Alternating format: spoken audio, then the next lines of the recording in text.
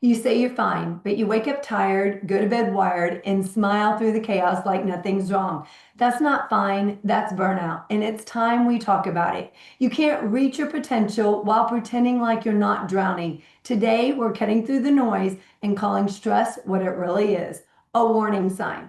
If you're exhausted, overwhelmed, or wondering when it'll get better, keep listening. This episode is for you.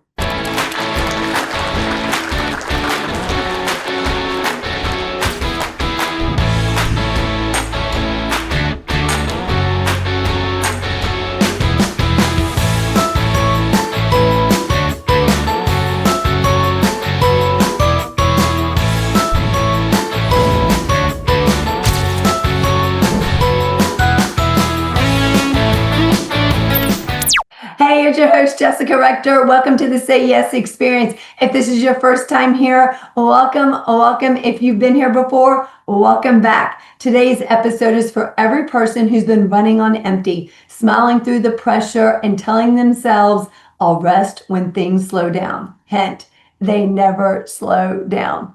That's why we're getting real about stress, what it's doing to your mind, your body, your relationships, and your potential. And I could not have a more powerful voice at the table today than today's guest, Carole Spiers. Carole is a world-renowned authority in stress management, resilience, and well-being. She's the founder of the International Stress Awareness Week, a BBC guest broadcaster, and the author of the powerhouse book, Show Stress, Who's Boss. She's worked with global corporations, frontline workers, and everyday people just like you to stop stress from running their lives. And today's, she's bringing that same wisdom straight to you. This episode is packed with truth bombs, practical tools, and a reality check we all need. So take a deep breath and let's go. Please help me welcome my amazing guest today, Carole Spiers. Welcome to the show, Carole. Thank you for having me. So stress is so rampant today. It's actually more rampant than ever and showing up in everyone's lives in various ways. Why do you think that is especially pertinent in today's time? Well, I've been working in the stress profession for many decades now, may I say, and it's certainly, some ways it's the same because people are people, but in Yeah. many ways it is actually very different because today we're having to deal with things like hybrid working, trying to be all things to all people. Life Mm, is very different. You're juggling children, you're juggling work-life balance, trying to yeah. manage our personal mental health. So in some ways, yes, people are people, but in another way as well, is that there are different stressors today, particularly post-COVID, than there were many years ago. So what are some of those stresses that are different now than previous years? Why are they different? Well, Mhm. because life has changed. Life has Yeah. changed in all countries hugely. So therefore, if you think of how life was pre-COVID, we had in theory, 9 to 5 job, everybody went to Mhm. work. Today we have hybrid working, which for some people work extremely well, but for others it doesn't. And some organizations are saying you have to come into the office 5 days a week. Other organizations are saying Yeah. 3 days a week, 2 days a week. So you have to work out where you are. Employees today are feeling quite vulnerable because jobs can be at risk. Mm, And because there are so many changes, and then you throw in AI into the pot as well, and people are concerned as to whether they have a job at all. that's So, true. we have to work with AI. AI is the future, it is the present, it's also the future, and we have to work with it. But nevertheless, we as human beings don't normally like change. We like things to be, not everybody, but in overall, we like things to be as they are. We'd like to know where things Yeah. are, what things you are doing, and people usually prefer that. So, how are people able to identify stress, especially when you have so many different things that might be leading to stress in your life? How do they know that this is just part of life? Or is it really stress and I need to start paying attention to it? Let's rewind back to the beginning. Let's look at exactly what stress is. Stress is too much pressure. So if you're looking at whether you think stress is good for you, a lot of people who are watching this may think that stress is good for them. Well, it's Yeah. not. What is good for you is pressure. Pressure gets you up in the morning. Pressure is what you can manage, and pressure is what you can cope with. Pressure is within your control. And if it's within your control, you feel that much better with that. It is when you have too much pressure. So what is stress? Stress equates to much pressure, excessive pressure. That pressure can come from internal demands. It can come from external demands. Doesn't matter. The point is that that's what you're experiencing. So pressure is good. Simple words, pressure is good, stress is not. The kind of symptoms that you're looking out for as far as stress is concerned, well, it's all the things that we may sometimes sort of ignore. Not sleeping at night, too many headaches, feeling lethargic, drinking too much, dependency on alcohol. Yes. All those sorts of things. So that's why I'm saying we as human beings, this is what we're going through now. This is what we're experiencing. Now, Jessica, so are the signs of stress on the wall? Can we recognize the signs of stress? The answer to that is a big, resounding yes. We can actually recognize the signs of stress. But here's your however. The however very simply is, what do you do about it? And there are too many people who say, oh, it's just one of those things. I've just got to get over it. I've just got to pull myself together. Yes. But if they don't listen to their bodies, then they can go from tiredness into exhaustion, into burnout. Absolutely. And when you experience burnout, then you may well not actually get back to where you were before you burnt out. And nor should you, because whatever it was that you were doing was not good for your body either way. So therefore you can see, are there signs and symptoms of stress before you get to burnout? The answer is yes, there are. Do you listen to them? Not necessarily. And do you do anything about it? Probably not. So it doesn't mean everybody, but a vast majority will think they can very simply, in other words, beat the system. And that's what I say. I thought I can beat the system. Or I can figure it out on my own. And you know what? I love what you're saying, because I read this stat recently that 75 to 90% of people going into the hospital healthcare challenges in the States is due to stress. It just means that it's showing up in your body in lots of different ways that you don't necessarily plan on or expect. And so what are you doing about it? What are some things that we can do to help prevent these issues and the stress that's coming up? I think we have to be aware. We have to be aware to the point where it's not just saying, I've got massive headaches. I'm getting headaches every single day. That may not be stress, but it's actually doing something about it. With the frenetic lives in which we all live, whether it's our phones, our tablets, our computers, whatever it is, we go from one thing to another all the time. Want your event to do more than just motivate? Want it to transform? Hi, I'm Jessica Rector, CEO of the Say Yes Experience, #1 best-selling author, and the keynote speaker and experience creator companies call when they're serious about change. I don't just speak, I'm known to move people. From the main stage to custom Say Yes Experience team building events, your group will crush comfort zones, ignite connection, and fuel mental wellness and peak potential, all while having the kind of fun that actually sticks. Whether it's a leadership summit, company offsite, or all hands meeting, we bring immersive, energizing experiences that unlock what's next for your people and business. So if you're ready to ditch burnout and lead your team into bold action and a Say Yes culture, book me now at jessicarector.com or email me at jessica@jessicarector.com. And hey, subscribe to the Say Yes Experience podcast right here. It's where the movement starts. You've heard of a bucket list, things you want to do before you die, right? At the Say Yes Experience, we believe in something truly more powerful. The Say Yes bucket list, the things you want to do to truly start living. It's about feeling alive, breaking out of routine, and turning someday into right now. We've created a free Say Yes bucket list template to help you get started, so you can move to ideas to action and start saying yes to light the things that light your fire. So don't wait to truly start living, and download your free template today. We have our 24/7, maybe not literally, but not far away, connectivity. We don't even today have the luxury of being bored, because we can't be bored. You've either got your phone or you've got your watch or you've got something to Yes. keep you going. And watch kids these days. That's another story in itself, which we can have another podcast on that. Talking about children, whatever age, a 3-year-old knows how to swipe today. We are living our lives in this 24/7 connectivity. So we don't really get any space for ourselves. And if you think back, if I think back to sometimes when I used to go from place to place, I was being in the car waiting for a client. You'd sit there and you'd be waiting. No phones, look around the trees, the flowers, whatever it was, or just use it very simply for thinking time.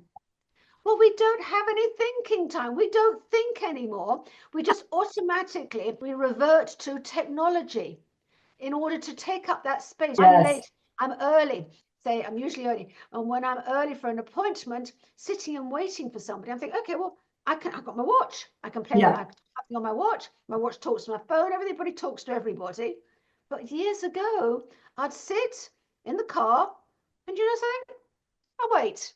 Yes. And it's really fine. And I'd think. And that's the time when we can be creative. Yes. We're losing that creativity. We're filling every single space. And then people wonder why they're getting stressed, because every single moment of every single day is actually carved out for. And it's really this, there's no time. There's That's loads so of powerful, Carol. I know whenever I'm in the car, my son will sometimes say, "Can we listen to music?" And I said, "No, this is my time to just think," right? Because we're constantly on the go, we're constantly being busy. And this is my time just to let my brain think and unwind. And you're spot on. Whenever he says I'm bored, I'm like, great. I love that you're bored. Now go figure out what you can do with that boredom without being on electronics. So he can actively start using his brain. And so what I hear you say is that put the phone down and disconnect, just to give yourself permission to think. And that is a good de-stressor in itself. Absolutely. And trying to get away from the importance of always being on, Yes. always being available, always listening to our Facebook friends or whoever else it is going to be, giving more time to people in the outside world than giving our time to the people who we're actually living with, or friends and neighbors. Is actually carving out that time. And we're becoming so obsessed by filling every single space, literally Yes. every single second of the day, thinking, oh, I've got a cancelled appointment. That's wonderful. I can fill it with something else. Don't fill it. Go for a walk. Might be very old fashioned to say go for a walk. You haven't got to go to the gym. Just get your legs moving, put your trainers Yes. on, get your feet outside the door and go for a walk.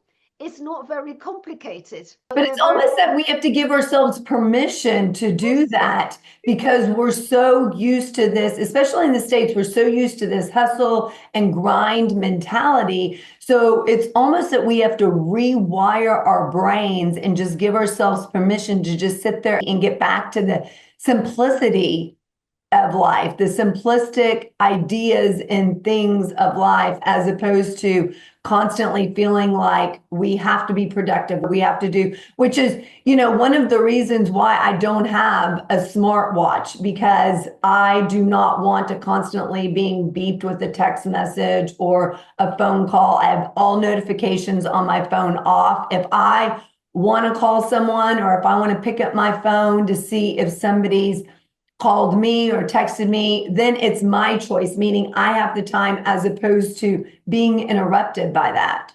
And it's always being available. So therefore, if you choose to call somebody, you're Yes. choosing to call them at the time that's convenient for you. May not be convenient for them, but then your checkout is, can we chat now or not? Should we chat later? Yeah. But it's always today, we now look at things like mindfulness. We now look at the way we breathe. We're now looking at specific techniques to help us to do some of the bog standard things that we could be doing, which is go for a walk. I'm in London. It's actually sunny in London today, which is a great surprise, which is absolutely gorgeous. It's our early summer. It may be the only summer, but anyway. And it's really just go for a walk. Look at the trees. Listen to the birds. You haven't got to listen to a podcast. You haven't got to listen to music. You haven't got to do anything other than just to be. live in the present, which is what mindfulness is all about, which is living in the present, and enjoying your moments and watching things, seeing the squirrels, seeing the foxes. Well, we have a lot of foxes, anything like that. So it's really being aware of that. It's not saying, Jessica, it's not rocket science. It's really not. It's really very simple, but we are actually we really are losing some of the simple things in life and our behavior and what we should be doing. But it's also about being intentional, Carole, because it sounds so simple, and it is.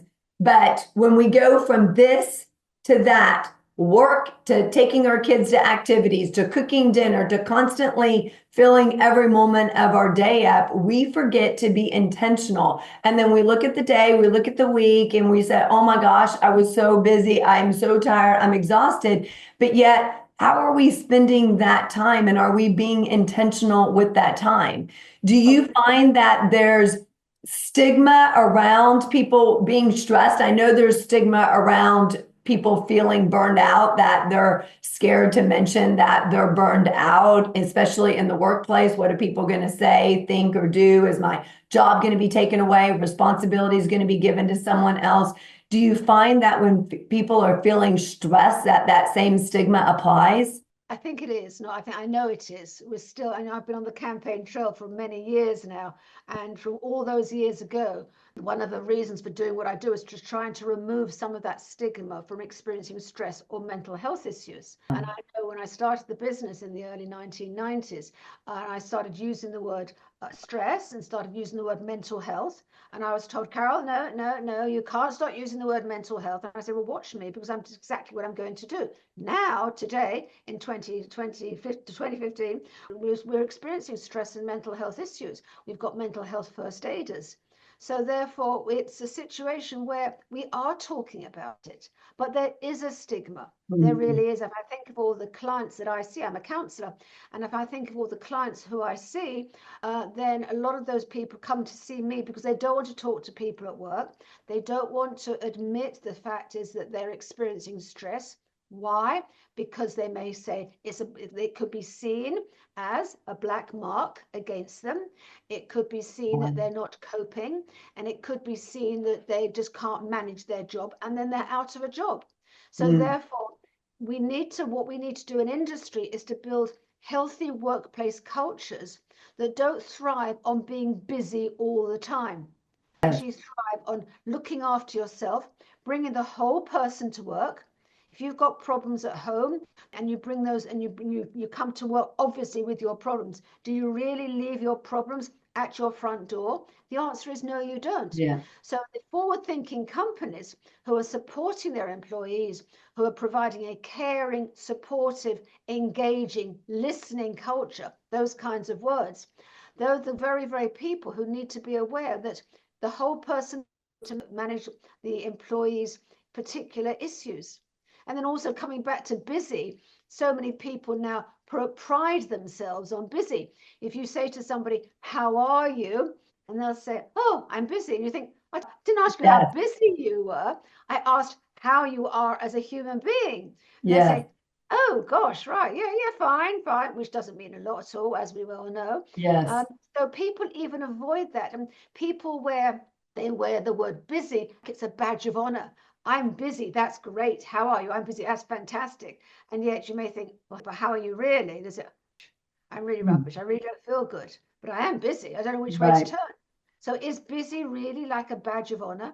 And it's for those organizations and managers who are there to listen to their employees, to actually try and take that busyness away and give them some time to listen to them, can only be important.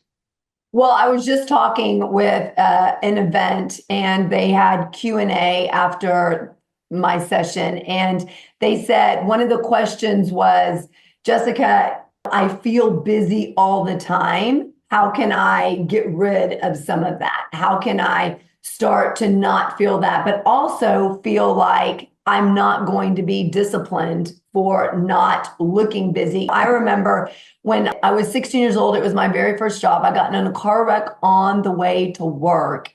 And the manager, I was crying when I came in, and the general manager said, leave your problems at the door. No one cares. And it shocked me, and to your point about something happening at home doesn't stop just when you walk in the door. It doesn't, we can't help but think about that stuff. We can't help but be impacted by that stuff. And so going into a culture that we're actually seen as a whole person also creates psychologically safe culture, right? Where we feel comfortable sharing those things. And in return, we feel valued, we feel that we matter and that we're important. And so we're going to be more loyal to that company. Now, you mentioned a healthy corporate culture. I have no doubt a lot of people, Carole, think that we got a healthy corporate culture. We're doing things right. And in reality, they don't. So what does that really look like? A healthy corporate culture is a culture, meaning the people of that organization who value their people as their most valuable asset. To echo some of your words, so that people feel valued, worthwhile, and important. What is that going to take? It's going to take listening. Some of the things I say, like listening, and people say, oh, yes, it's so simple. And I'm going to say, yeah, it is. And are you doing it? And they're saying, no, we're not doing it. We're not doing it, but it is actually very simple. So really, what I say to managers is, I know you have a busy life. Believe me, I really do. And to carve out time for one of your employees does mean carving out some time in your day. But in order to do that, you're going to get an employee who respects you, who wants to be listened to by you, who feels valued, important, worthwhile. Yes. That's gold. That's worth so much to everybody. It's worth more than a few pennies or a few cents in their pay packet. Excuse me. So that really is important. So if you're looking at this healthy culture, we want managers to actually start looking at their EQ skills. The challenge that managers have today is very often, not always, but very often, they are promoted into positions because, why? Because of their IQ skills. They're promoted into those positions because they have skills available. However, and here's the big however, and there usually is a big however, they don't necessarily have the skills to manage people. So if you say to John, the manager, would you like to be promoted? They'll say, oh, yes, please. How much more do I get? You get XS. That's lovely. Right. And then you say to John, and you're going to be responsible for 20 people. And they'll say, excuse me, I don't do people. But actually, that's what goes with the job. So I'm not blaming managers. The fact is that they are usually promoted because of their IQ skills. But what I am saying is that we have to recognize that if those very managers have not received that skill-based training of knowing how to listen, then they should go on training courses. That should be a part of what it is they're doing. So they're onboarding, Yes, absolutely. including that with that. So nobody expects managers to automatically love people. People are a bit tricky. We're all very different. Yes, we're all a bit different. And I don't expect managers to love people. However, there are ways of actually managing and coping with people. And it will help them at the same time, because if they're not managing their people sufficiently, then they're going to get to the stage themselves where the stress is going to build up in them. And so therefore they're experiencing their own stress. And that will just go from one to another, one to another. Right. Let's get those managers trained. That's an excellent point. And on top of that, when you're talking about listening, really teaching managers what it means to listen, because a lot of times you find people saying, okay, Carole, how are you? Good, fine. What does that look like? What does that mean? And that's a question I get often. How do we ask them in a nice way what fine is? And I said, just simply ask, like, what does fine look like to you? What does good look like to you? Because, when Blaze, my son, will say, oh, things are fine, it's good. I said, well, what does that really mean to you? Because that's going to mean different to different people. And that also isn't an emotion. When I want to ask, how are you doing? Just like you said, right? How are you doing? I really want you to tap in, to stop and pause and tap in to how you're feeling, what's coming up for you. Because if we don't stop and pause, we don't even know if we're stressed. We just keep pushing through to that.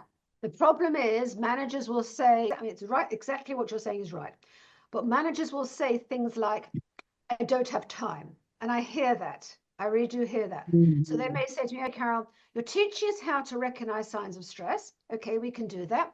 You're teaching us to make time for people. Got that. How do we do that in our day? And if you think it's important, make 15 minutes by turning off your phones, having a phone call, literally putting everything else on hold apart from listening and attentive listening to that person. So when you do say to them, how are you? And they say fine. Say, what does fine look like to you? The Say Yes experience is the movement that helps you adapt to change, enhance mental wellness, and stretch into what's possible. We tailor every experience to your specific challenges and goals, whether that's preventing burnout, building resilience, or creating a culture of bold action and connection. Whether it's a getaway with your friends or creating something for small teams to an entire organization, this is where transformation begins. Say yes to growth. Say yes to a custom experience designed just for you. Let's build and develop your own Say Yes experience at jessicarector.com. Wish you could hit pause, catch a breath, and leave the rat race behind for a while? You can. Come check out Breakspace, a global community where mid-career professionals just like you are creating life-changing breaks every day. Founded by two leading break experts, this one-of-a-kind resource is your go-to for all things career break. With hands-on coaching, dynamic courses, and genuine connection, you don't have to go at it alone. Visit gobreakspace.com to learn more and join today. Managers actually probably wouldn't come up with that because they don't have the time to listen. So if you're going to carve that out, you need to carve that out, which is what does fine look like to you? And the person goes, well, it's okay, but lots of challenges. And then to make another time, because that might not be the right time, to say, okay, why don't we catch up for a coffee? Could be a virtual coffee, could be a phone call. Yeah. Why don't we catch up for 20 minutes, half an hour at such and such a time? Because you've recognized that person saying, well, I'm okay, but...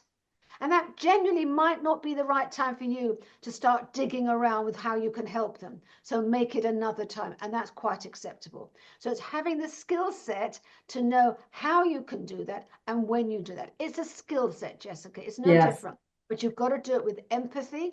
You've got to do it with understanding. And you have to do it with caring. Otherwise, it's just we're going to become a skill set, which you don't want.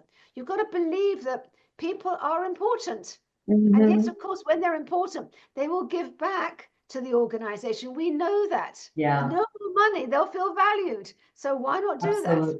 Absolutely. So in terms of listening, whether it's a manager, whether it's a partner at home, a colleague, a friend, what are some questions that people can ask to see if they're stressed out, to see if what's leading to stress or how they truly are feeling and doing to help, whether it's a partner, employees, prevent that stress, but also help them moving forward? Are there some questions that we can hone in on to get a better finger on the pulse of how they're feeling and what's going on? Okay, so there are questions. However, you can't just bombard somebody with a pile of questions because it's a bit like, oh my God, it's too much. Go away. No. So it's like too much and too soon. You have to chip away very gently. So how, if you're sitting down talking to somebody or making time like this to have a conversation. So I'd say to you, oh, Jessica, nice to speak to you. How are things at home? Simple, open question. How are things at work? Simple question. Why, when, how? Well, very, very nicely. Little questions like, what happened when? You did that report for me the other day. What happened when? Another little question. I was wondering if you could update me on, rather than saying to somebody, update me on. I like it. I was wondering if you could update me. Tell me, how can I help you? Tell me, what do you feel is working for you at the moment? But equally, what is not working? I love that. Your tone of voice. You see, I would drop, I'm going into role play now type thing. So I would drop my tone of voice. Tell me, what's working, Jessica? Lovely. So tell me now, what's not working particularly? What would you like to see working better? How are you getting on with your team members? What could help your relationship? What do you think? I love it. What would you think would help you with your relationship with your employees? What kind of things would you like to say to your boss?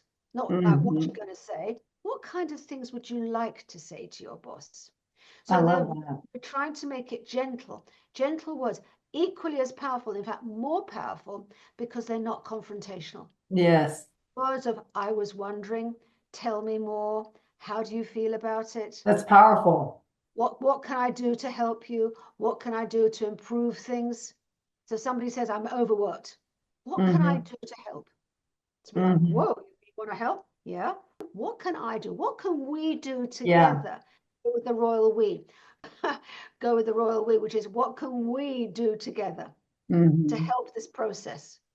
And you I see love that that. you start using those questions and you say it with the one word of empathy, Hmm. all of a sudden there's a completely different conversation.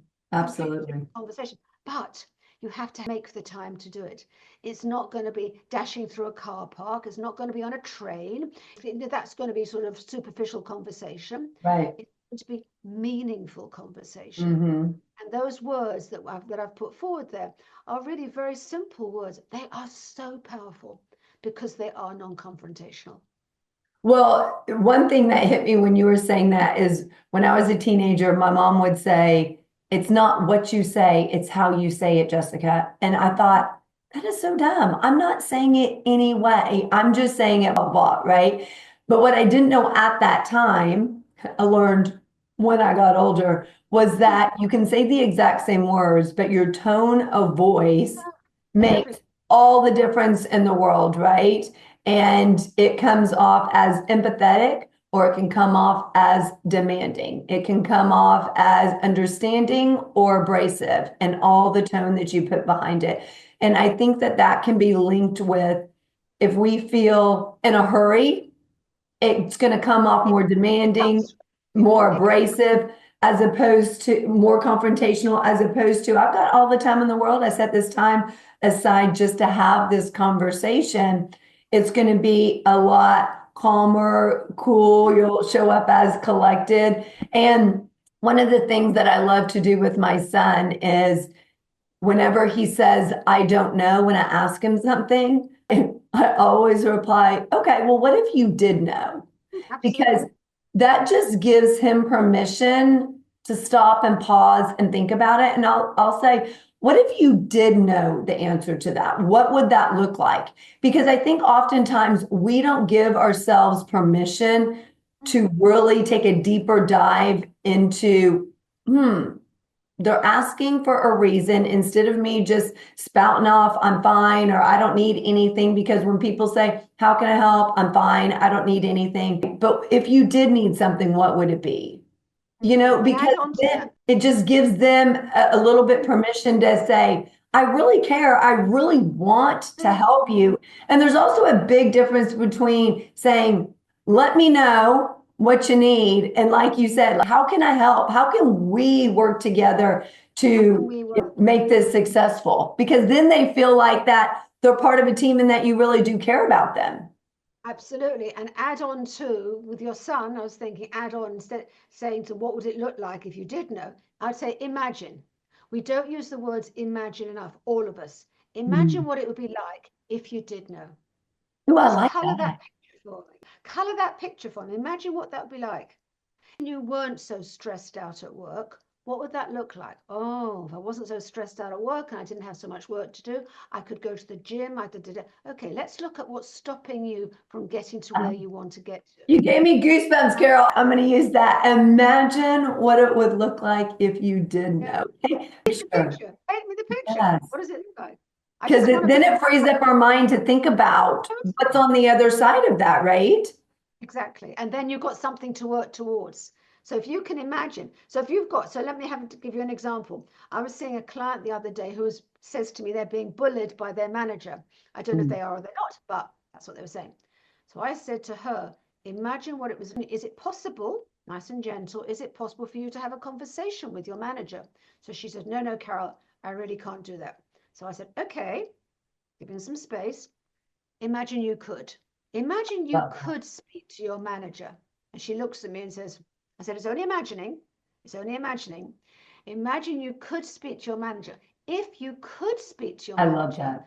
what kind of words would you like to say? Mm. Got it. You've got something to work with.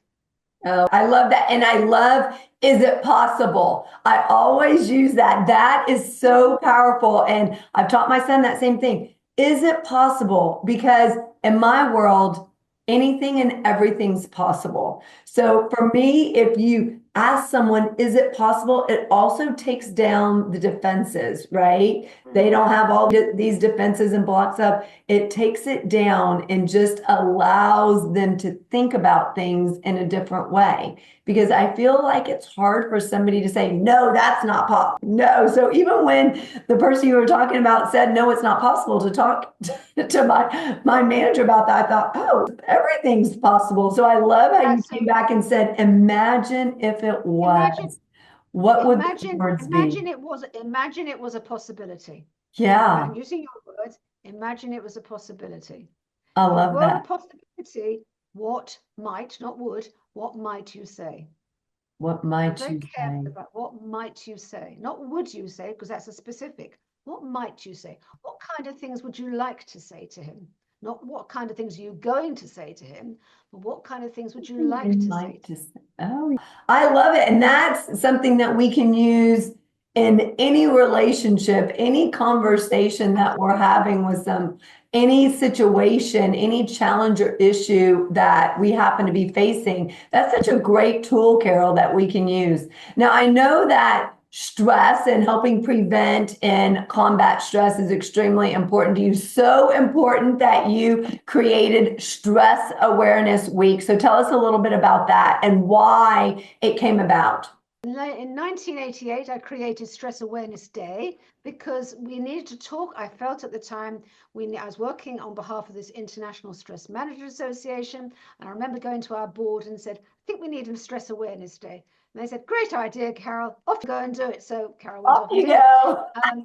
Anyway, and so we wanted to, it's a campaign. We wanted to raise the profile, not just once a year. I know Stress Awareness Day and Stress Awareness Week is once a year, but nevertheless, you just need to focus on it right throughout the year as well. So we created the first Wednesday in November. So they then said to me, when do you want to have it? So I go like, okay, first Wednesday in November. I said, fine. And I have to say, it was a back of a fag packet type thing, and it really was. So we did it. And then after 20 years of it really now starting to become international, on the 20th anniversary, I remember going back to the board and saying, so I'm now chair of the association, and said, I'd really like to establish in its honor, anniversary, Stress Awareness Week. So which is now what we have. So 3rd to the 7th of November this year, we will have Stress Awareness Week. And it's don't want it just to be one week when we talk about stress. Of course, it does focus people's minds, and I understand that, and that's good. We want to raise the profile of of stress reduction and improving mental health and well-being each and every day. So that's when I was talking to you about having a healthy workplace culture. We need to live, eat, and breathe that healthy workplace culture. We need to have people who buy into that, who buy into empathy, understanding, EQ. They are words that are so important because we as people, somebody says to us, you did a good job today. You sort of feel like you've been on cloud nine. You feel so much better. You know, I had an accountant, a trainee accountant who said to me the other day, I said, how are you getting on? And he said to me, well, he said, nobody shouted at me, so I suppose I'm doing okay. Now that's wrong. Nobody actually said, well done, John. Nobody said, good job. No, nobody said that. So his way of knowing that he's done an okay job is purely because he's not told not doing an okay job. Yes. Isn't that so dreadful? What does it take for that manager? All that manager has to do is to say to John, well done, good job there. Thank you so much. And it literally takes seconds, Carole, to do. Seconds to do. Right? Nothing. It just doesn't come to people. That's why people can be taught if they buy into what it is that we're saying and the terms and the skill set and the tools.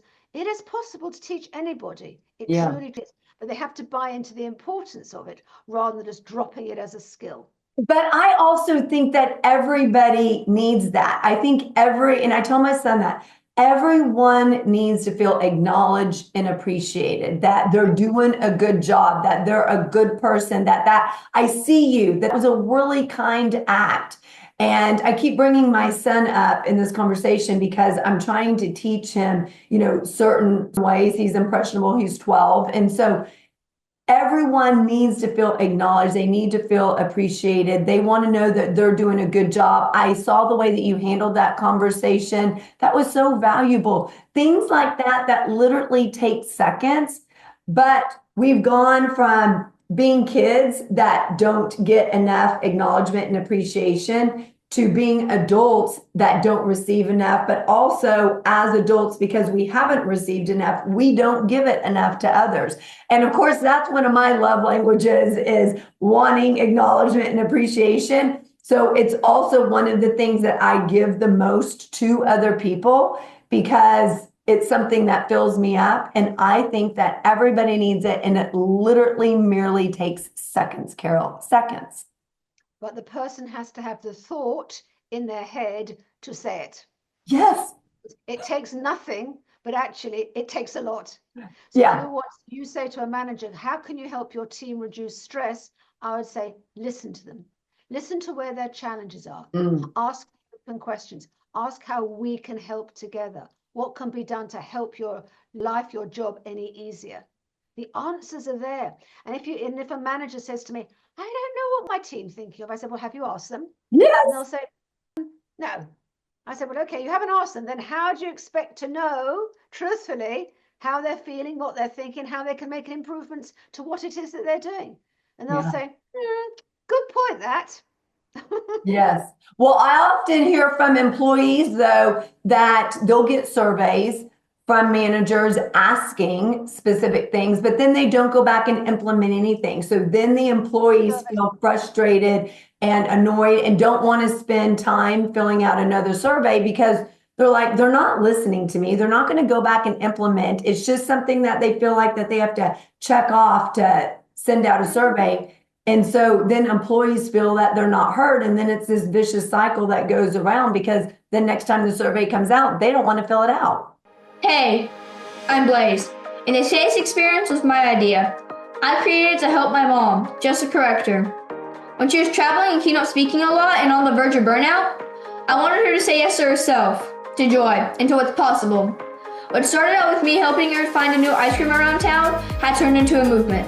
So together we wrote this book, The Say Yes Experience, with 52 powerful tips to help you prevent burnout, strengthen your mental health, and live intentionally. Step outside your comfort zone. One tip, one small shift, one big impact. Ready to say yes to a better you? Grab the Say Yes Experience at justcorrector.com/store. Burnout isn't just exhaustion, it's a warning sign that something needs to change. 90% of the workforce has been in burnout in the last year alone, according to Gallup, and it's not going away anytime soon. It's even impacting the home life, but it doesn't have to be that way. In my powerful book, Blaze Your Brain to Extinguish Burnout, 52 Keys to Prevent, Breakthrough, and Beat Burnout, I show you how to take back control, reignite your energy, and transform overwhelm into opportunity. Backed by research and real-life strategies, this isn't just another self-help book. It's your guide to lasting change, mental wellness, and saying yes to the life you deserve. Ready to break the burnout cycle? Grab Blaze Your Brain to Extinguish Burnout today at justcorrector.com/store. If you want to get a copy for your team or all your employees, reach out to me directly for rates at jessica@justcorrector.com. No, because surveys really, usually, not always, but very often are a waste of time, because exactly as you said, the survey's sent out there. I spend time doing things. It goes into the manager's drawer or HR's drawer, wherever it is, and therefore I never get any feedback. So why on earth would I do that? So surveys very often don't have that. But if you can actually conduct a survey, a meaningful survey, maybe just a half a dozen short questions, and just to say, this is what we're going to do and this is how we're going to use it, and your input would be invaluable, make people feel important, and we want to do things, we want to get things better for you and all of the team, then all of a sudden you may start getting people to come into that. But otherwise, just don't do a survey. There's nothing worse than write a survey, put all the effort and the time that goes into that, and to stick it in a drawer, because you just, people's expectations are raised and then completely lost. Yeah. And you also decrease the trust that they're going to now have in you that you're going to do something with it. Thank you so much for being here, Carole. I thoroughly enjoyed this conversation. Any last words of wisdom about stress that you would love to share? Well, I've written a book which is called Show Stress Who's Boss. And in that book, there are lots of tips and tools for managers and for individuals to look at. And so therefore, this is the blueprint to helping managers to manage their job. It's not easy, but therefore I put it in that book. I love it. And that's going to be in the show notes for people to go and link and they can get a Yeah, they copy get it on of that book. Yes, I love it. Thank you so much, Carole. Thank you for joining us, and we'll see you on the next one. Have an amazing day. Bye-bye. If you're saying, whew, I get it. I've been there before. Your nervous system just exhaled, and that's the point. Stress isn't a badge of honor, and burnout, it's not a lifestyle. Gone are the days of the hustle and grind mentality. If what Carole said resonated, we've got you. It's up to you to create the change in your life. Say yes to slowing down. Say yes to asking for help. Say yes to your mental health, and say yes to yourself, because no one can do it for you. And hey, if this episode hit home, share it with someone who's pretending like they're fine. And create your own Say Yes experience. Post it. Tag me and put the hashtag the Say Yes experience. And then make sure you tag 3 other people to create their own. We're building a community and we want you to be part of it. And if you haven't yet, hit subscribe. We're choosing some amazing subscribers to join us on upcoming Say Yes experiences, and you might be one of the lucky ones. Until next time, keep saying yes. I believe in you.